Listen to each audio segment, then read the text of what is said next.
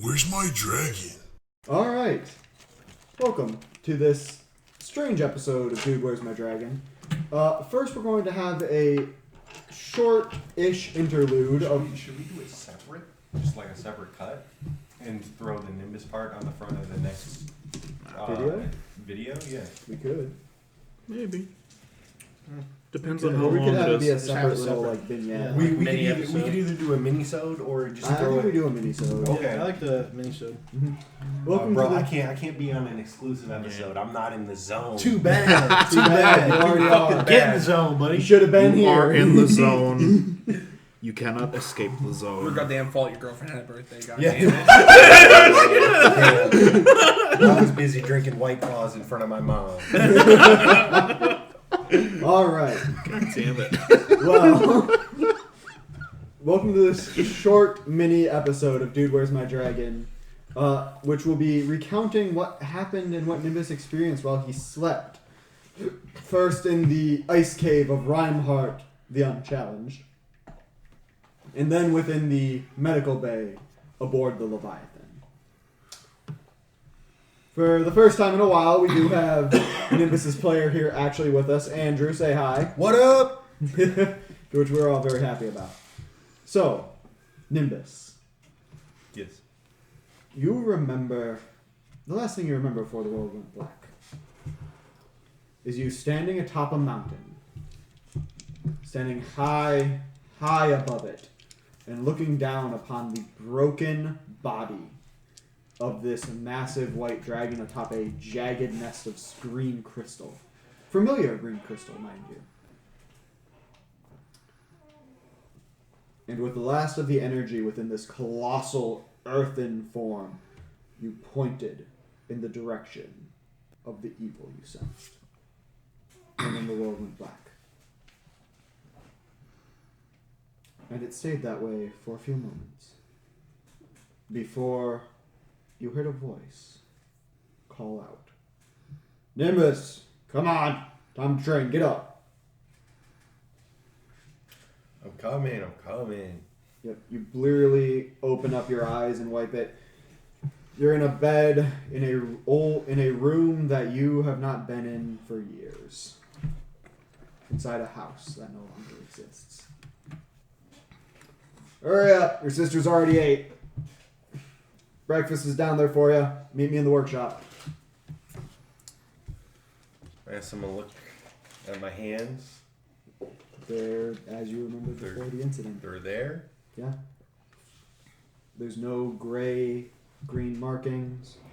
It is simply your bluish skin. Tony? There is no Tony. Fuck. My baby. But then I think about it for another second, and then I swing open the door and I run down the stairs. You're also, your view is a little lower than you remember, as you're a little bit shorter. But you run down the stairs, you see sitting at a table, you do see Luminaria sitting there kind of writing something up. Hey, big bro. Hey, what you writing? Oh, just some homework from block, gotta keep up my studies. Oh yeah, I guess that's important. Yeah, Yeah. you should probably just Yeah, you blow should- that you should- off, throw it away. I can't. Okay.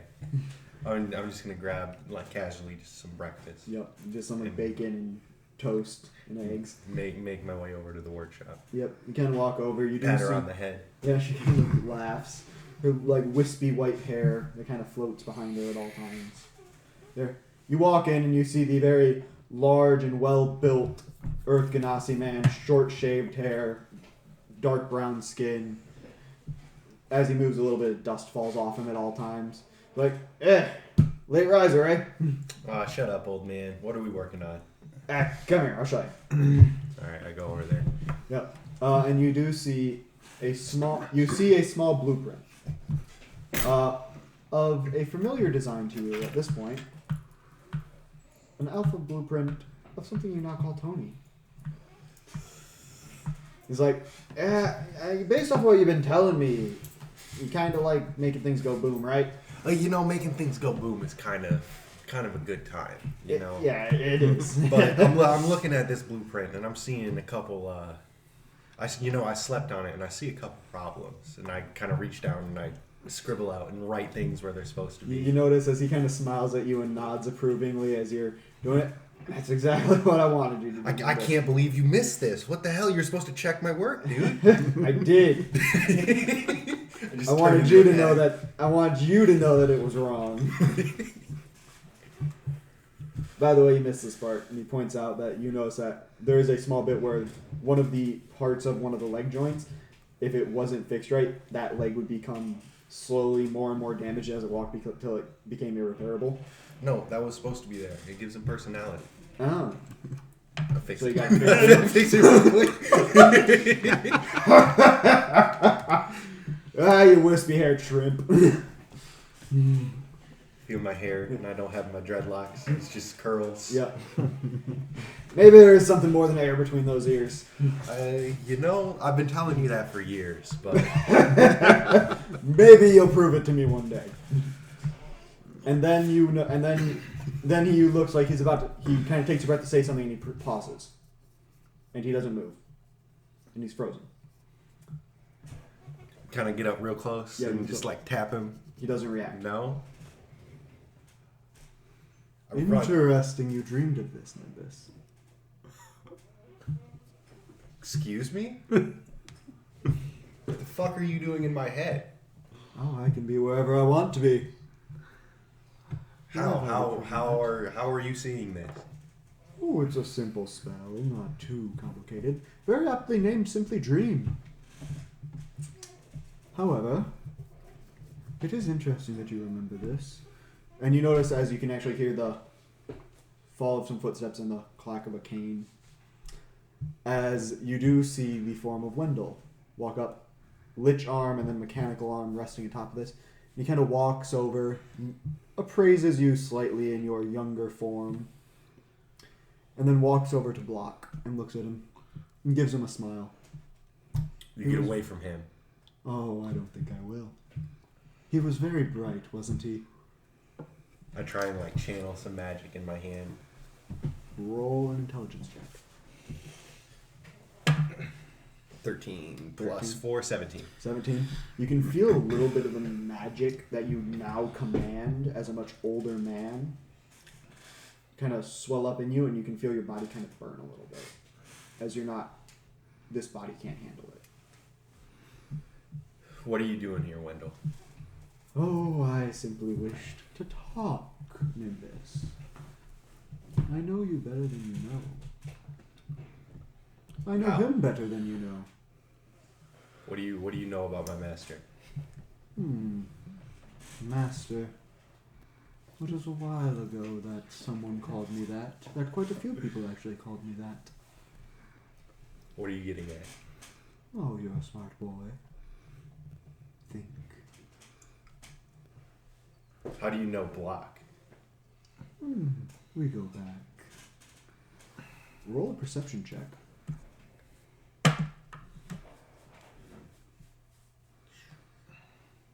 Oh, I don't. It's wisdom. I don't know. 18. 18. As you're kind of like looking around Block's workshop as Wendell says this, you do notice something that you didn't notice before when you were younger. On like way up high, and you're much more well trained and more observant. You learn to be more observant. Your brain is still your brain of the man you are now, just in a younger body. You notice that up there is a small chest, small little coffer of bleak wood. And you notice very faintly emblazoned on it is a black dripping cog.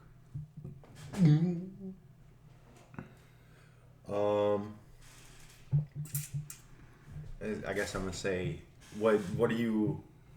Why is that there? What did you planted that? I did not. I'm gonna run over and grab it. You go and grab it. Roll me an intelligence check. No, history check. History. What do I? History's wisdom, isn't it? It's intelligence. Oh, sick. History is intelligence. That is 18. I don't think I'm proficient in. Or 18 plus 4, 22. As you kind of search your memories of a time when you were younger, this chest was definitely even there when. Now that you think about it, it was there when you were younger. It was not added. This was there. Can I open it? Did you try? Yeah. It is locked. Oh, what do you want to know so badly as me? I'm just gonna ignore him and walk over to the tool table and like grab my tools and try and pick it. Don't do that. That's some of my best work. And you hear dink, next to you as there is a small black iron key. All right, I'll open it. You open it up. Within that little coffer are two things: a metal symbol that is the symbol of Wendell, and a small scroll. I'm gonna open the scroll. In the scroll is a few things. It details a plan to to take over Bellenheim. It details a plan to find bright young minds and bring them into the fold of the Black Cog. And it has a ritual to help bind these bright young minds to the greater whole of the Black Cog, involving a large crystal. And it is signed at the bottom, "Your Master for Eternity, Wendell." I look up at Wendell and my arm starts to like feel tingly, like I imagine it does, as if like I'm remembering because I know it's not there. Yeah.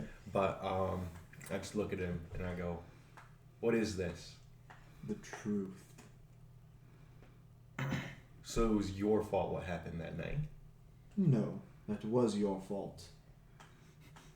If you weren't so damn arrogant and virtuous and pure fucking heart, that crystal wouldn't have exploded. But maybe Who the now... fuck thinks I'm arrogant? I'm not fucking arrogant. What are you talking about? And I'm gonna spit on his shoes. No, that's not kind. I at least taught Block to be more polite. I would hope he would have passed that on to you. What do you want from me? I simply come with an offer. You were always destined to walk alongside me. And now your friends are carrying your unconscious self to my doorstep. So, you can walk the path your master did. The one alongside me. And potentially not die. Or you can continue this fool's errand that you were sent upon by my brother and these so-called friends of yours. But they don't understand you. They are not half as bright as you, as intelligent. You know, you are the smartest man in the room when they're around at all times. You could be with minds of equal caliber, Nimbus. Have you ever talked to someone who's smarter than you? It's not a lot of fun, dude. I'm gonna be honest. I enjoy my friends. And I would honestly rather die than join you when it's your fault that my family's dead.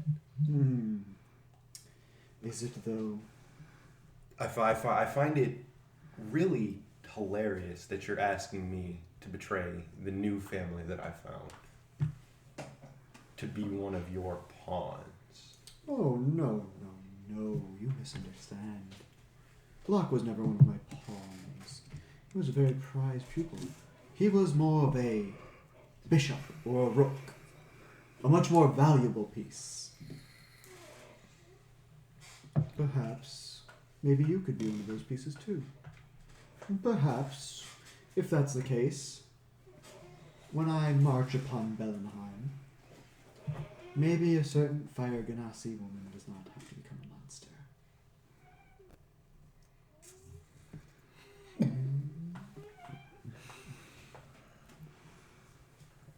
Wendell, don't you touch her. Oh, so defensive already. Of course, I'm gonna be defensive of anyone who I care about. You took the most important people in my life away from me. I'm not gonna let you do it again. Well, but Block was already on my side. If Block was alive, I'm sure he would say, "Go with Wendell. He taught me so much."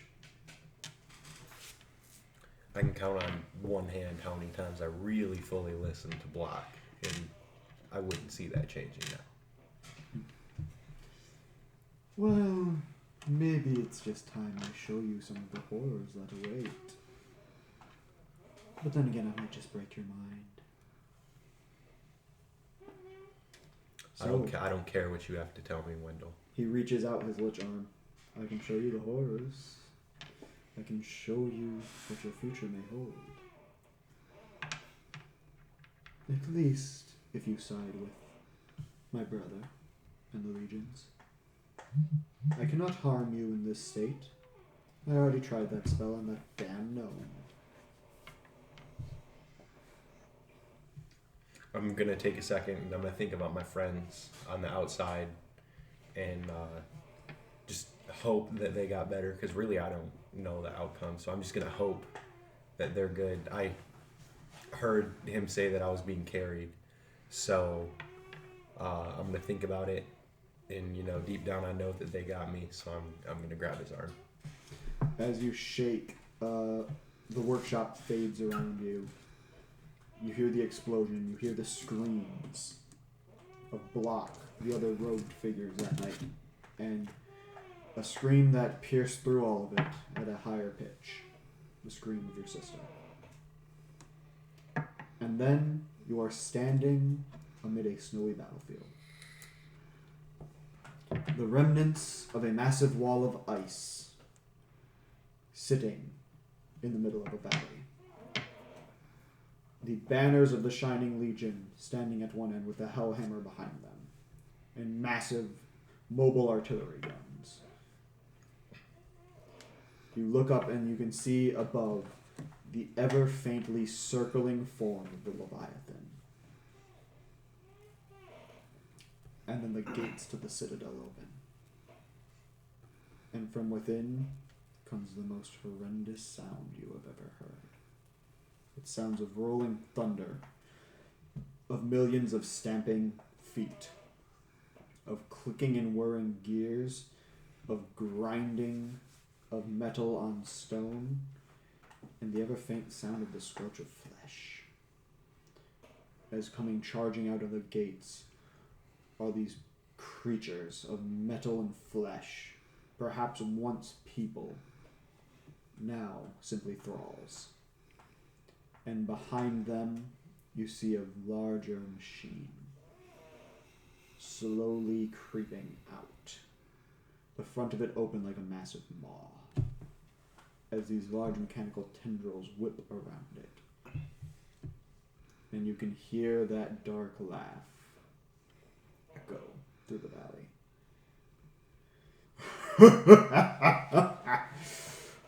You see, Nimbus. This is what awaits you. I will not show you the battle. I can't let you know what my toy does, or the horrors that lurk within. But you will find more of the crystals, if you so seek them, within my fortress. You will find many things, Nimbus. Can you handle it? Can that small, air-filled brain truly comprehend what a mind such as mine has unearthed? Or perhaps you'll always be that dumb little Ergnasi. I think I can handle whatever your pea-brain ass come up with. You're as arrogant as my brother. Eat shit. And Wake you me up. spent way too much time with that purple one. Oh, I might wake you up. But before I do, and he appears in front of you all of a sudden, and then just taps you on the head with his lich arm, and the world goes black. And you hear a voice say, "Nimbus! Nimbus! Where are you?" I'm here. You see, you're all of a sudden in the streets of Valentine. The city around you is burning. And you see Chai come running around the corner. It's like, Nimbus! And then one of those tentacles grabs her and yanks her into the fog. Just as that massive machine from earlier you saw coming out of the fortress rolls out of the smoke and ash. And it drops her into its waiting maw. And the most horrific sound fills your ears. The sound of ripping flesh, of breaking bones, of metal being riveted and attached. And a scream. And then the scream stops. And the machine pauses. And all of a sudden, walking out from behind this machine is what was once Chai, now half metal. A clawed metal arm on one side that ignites as she charges at you. Welcome to your nightmare, Nimbus. Can I speak? Like, would she? You can try and speak. Stop! What are you doing? It's me. What did he do to you? Half of her face is now covered in metal, and like a metal half of her skull. It's there, and she charges. She does not stop. Wendell, what did you do to her? Oh, that's simply my toy. She's just a puppet now. A mindless tool. You realize how horrible that is. You can't do that. I can do whatever I damn well please. Not if we have anything to say about it. We're not. This isn't happening. Mm-hmm. And as this thing that was once Chai charges at you, its metal claw comes flashing down at you. And as the light from that flaming claw grows, make a wisdom saving throw. 18. 18 total. 18 total. I have a +0 to wisdom. Okay. Well, as you do this, you hear in your mind your own voice cry out, "This is a lie. This will not happen." And then just as the figure charges towards you, its claw raised, the metal falls off of its arm and off of its face. And the deranged look leaves her eyes. And it is just Chai. Uninjured, unharmed, looking at you, confused. And the voice of one, "What?" No. I'm just gonna grab her and put her behind, like put myself between her and Wendell. Mm-hmm. And I'm gonna be like, "This isn't happening. This isn't real, and this will never be real." And only you and my brother's army can stop me, isn't that right? You don't stand a chance.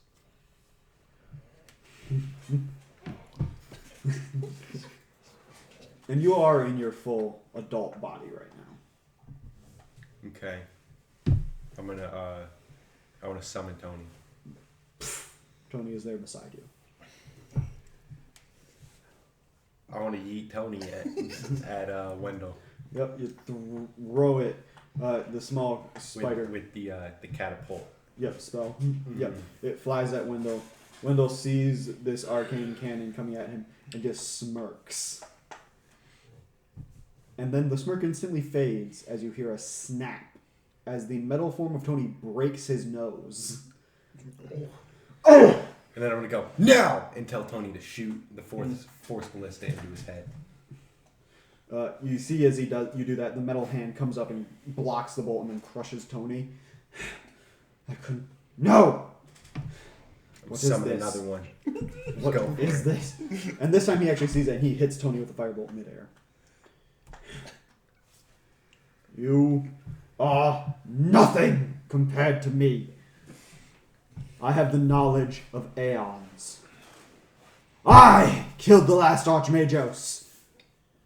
I killed my parents, only to grow stronger. Yo, you got some real daddy issues. We should sort that out in a minute. We'll take you down and then we'll let you see what you really think you are. I'm gonna summon another Tony. And I'm gonna make him. I'm gonna catapult him, but this one's a flamethrower, and I'm gonna make him shoot his fire before he can get close enough. Yeah. The fire scorches him. No, and he crushes Tony again. Your small, pitiful inventions are nothing. I can't even remember what's supposed to be. Hang on, let me pull this back up. I'm just gonna grab the spire and just go after him. Are you gonna have it in scythe mode or in Side mode? Yeah. Okay. The greenish blade ignites as you charge at him. Oh, a weapon. I have known such a need for such pitiful tools. And as you're charging, you feel the spire heat in your grip. As something right now is fueling this item.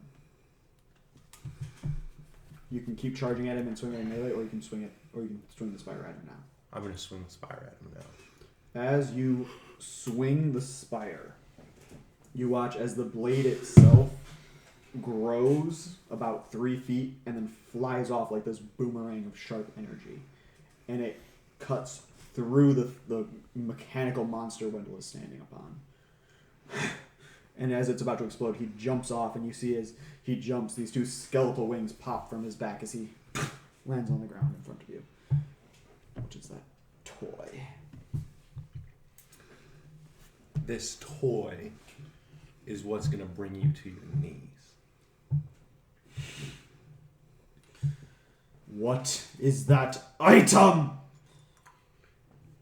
This is the spire of shifting planes, and this is gonna be the instrument of your downfall. And I'm gonna swing it at him. As you swing it at him, he can't react fast enough, as it actually cuts him in half. And he fades. Andrew and Nimbus. The dream fades. But a voice remains. The voice saying, "Hey, Nimbus, I'm not sure if you can hear me.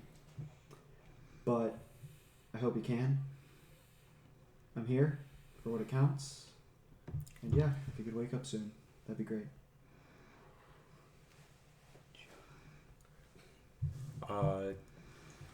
Yeah, I can hear you. As you say that, like you hear, "Then open your eyes, idiot!" I open my I just Yeah, you open your eyes and you know you've been breathing, so it's not like a gasp. like a surprise. Yeah, it's gasp. us. Yeah. You open it up, and there is the face of Chai sitting. You are in a room made of wood. There's a bed beside you. You see a lot of other beds. You see men in clerical robes walking about. You don't feel like you're moving, but Chai is definitively sitting at your bedside. I'm just gonna bury my head in like her shoulder. I'm gonna be like, what is going on? Well, you pointed with that big Earth Colossus thing. Super. I heard about it. I didn't get to see it. Super cool, by the way. She seems to be like kind of regaining her composure a little bit. But some of the clerics looked into your mind to find the coordinates. We're here. We're here? We're in the valley. Wendell cut it off with a massive ice wall, saying he wanted you to be there. What happened? Chadwick, Esha, and them said to the doctors that you were having. The doctors told me you were having a fitful sleep. What happened? Where are my friends? What's going on? They're outside. The wall went up. I need to get to them. And I'm gonna try and get out of the hospital bed. You're still a little shaky, but you're strong, but you're just not used to walking. She's like, hey, relax. That wall's not coming down anytime soon. I can bring them there. I can bring them here. What happened while you slept? It was weird. I was in the workshop. I was in my house, and Block and my sister were going on with business as usual, and I fixed up Tony, the first prototype of Tony, and all of a sudden the world froze, and Wendell was there, and he tried to get me to join him. And what did you say? I told him to eat my ass. Wow. But I don't know. We need to stop him here and now. Oh, here, and you notice that Chai is actually holding the spire. Oh, thank you. Yeah, and like as you put your hands on it, and her hands are still on it, there's a glow. As the black metal with the green veins, all of a sudden, the glow that is emanating from it, red veins start to spread around it from where her hands are on the spire. As they stretch and they reach and they shift. Oh. She kind of lets it go, but the process continues, and these red veins spread along the spire. And as you're holding it in your hands, you're still attuned to this weapon. This is your weapon. It is stronger. Something about it has changed. I'm sorry. I'm not sure if I broke it. No, it seems honestly better than ever. I'm gonna I don't know. I'm just gonna I'm gonna stand up and I'm gonna be like stand back and I'm gonna kick it open. Yep. Into which one? Into scythe mode. Yeah. So you kick it open, and as you do it, the green blade flares up on the top, but then another blade of red flares up on the bottom. Okay. I'll be like, that didn't do that before. You're welcome. Thanks. I think. I don't know. I'm gonna like tap it with my foot and try and spin it around. In the gum, as you do it, so it actually flips, and you notice like instead of like staying as like a single long piece, it actually folds over, and now it's two barrels. One is helixed in the green, the other is helixed in the red. Nice. Are my glasses around? I'm gonna put them on and I'm gonna use them to cast Identify. You don't need to. This weapon is at this point attuned to yourself. You know this weapon as it shifts. The spire is now awakened. It is now a +2 weapon. While in scythe mode, a number of times per long rest equal to 3 times. It functions off of a charge. Actually, let me rephrase that. This now functions off of a charge system for its ability. What happens is the spire holds 4 charges. It regains 1d4 charges per long rest. Okay. What you can do with charges is, while in scythe mode, you can spend a charge to make... You have your normal 2 attacks. You can spend a charge to make 2 more attacks as a bonus action with the opposite blade. Okay. In addition to that, the red blade, which is the red blade is only used when you use the charge feature. That red blade does the normal damage of the spire.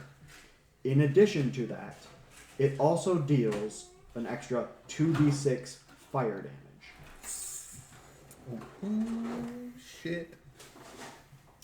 While in rifle mode, you can spend a charge after casting a spell through the spire to...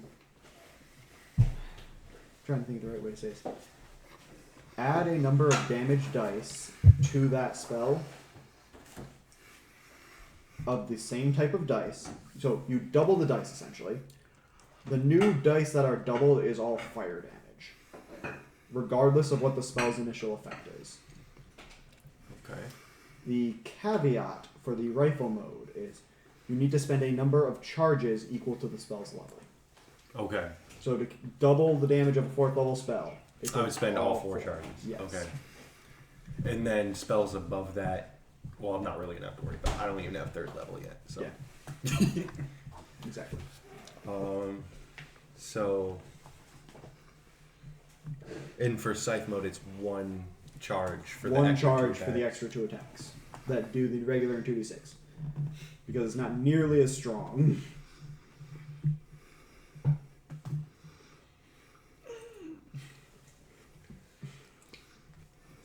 just writing it down. No, it's okay. But yes, with the Spire of Shifting Planes in its new altered form, as you hold it, you feel a connection No. to something. To two things. As you move your hand along it, especially in like the rifle mode where it's the two separate barrels and you put your hand on the green barrel, you feel a stalwartness and a strength. An unyielding, unbreaking will. As your finger brushes against the red barrel, you feel passion, desire, intensity, drive, bravery, and determination. Make me an Arcana check.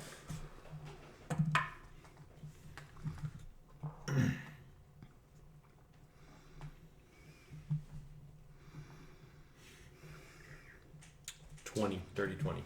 Dirty 20.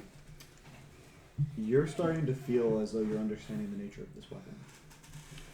It is connected to the elemental planes, as you are. So far, it's attuned itself to fire and earth. Wind and water are still out there. Who knows what changes they may bring.